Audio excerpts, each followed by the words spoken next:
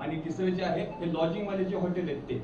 पण याच्याकडे त्या कॉफी शॉप मध्ये फक्त कॉलेजचे तरुण तरुणी नाही आहेत, शालेय विद्यार्थी जे आहेत 18 वर्षांच्या खाली त्या विद्यार्थिनी येतात, ते विद्यार्थी येतात.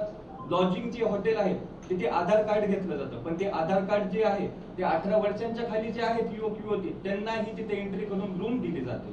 स्पा सेंटर स्पाच्या नावाखाली वेगळे अनैतिक कृत्य इथे चालत राहतात. आणि या सगळ्या गोष्टींमुळे कुठेतरी एखादा युवक म्हणा किंवा युवती म्हणा आत्महत्येसाठी प्रवृत्त होतो. कॉफी शॉप मध्ये भेट झाल्यानंतर त्याचं रूपांतरण रिलेशनशिप मला माहिती आहे सगळं पुढे. आणि या गोष्टीमुळे ते मालक तर दुजोरा करतात त्या गोष्टीला, पण बीड शहरातील पोलीस प्रशासन सुद्धा याकडे कसल्याही प्रकारचं लक्ष देत नाही. हे पण तुम्ही एक लक्षात घ्या, पोलीस प्रशासनाने लक्ष द्यायला कोणीतरी तर कंप्लेंट केली पाहिजे, पालकांनी केली पाहिजे, शिक्षकांनी केली पाहिजे, कोणीतरी तर केलं पाहिजे. शाळेच्या युनिफॉर्ममध्ये लोक हॉटेलमध्ये जाऊन राहतात मुलं मुली, हे बघून पोलिसांनी जाऊन त्यांना सांगायचं पालकांना की तुमची मुलं हॉटेलमध्ये राहायला आलेली आहेत. तर पालक आहेत, माझं तर साधं म्हणणं आहे मुलामुलींनीच पुढाकार घ्यावा या विषयांमध्ये की असं घडता कामा नये म्हणून.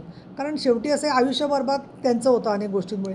दुसरं बाहेरच्या चित्रपटसृष्टीमुळे आणि या सगळ्या गोष्टींमुळे खूप मोठ्या प्रमाणामध्ये समाजामध्ये एक स्वातंत्र्याची लाट आहे. त्याच्यामध्ये जो त्याला विरोध करेल तो मॉरल पोलिसिंग झाला, म्हणजे तो समाजाचा शत्रू झाला. त्याच्यामुळे या वैयक्तिक बाबतीमध्ये आपण बोलण्यापेक्षा त्यांनी स्वतः निर्णय घ्यायला शिकलं पाहिजे आणि कुठल्या गोष्टीपासून लांब राहिलं पाहिजे. इथेच तर संस्काराचं महत्त्व आहे असं मला वाटतं. पोलिसांनी जिथे दखल घ्यायची तिथे दखल घेतील, पण रेड टाकून 2 दिवस बंद होईल, परत सोर्स चालूच राहतोय ना.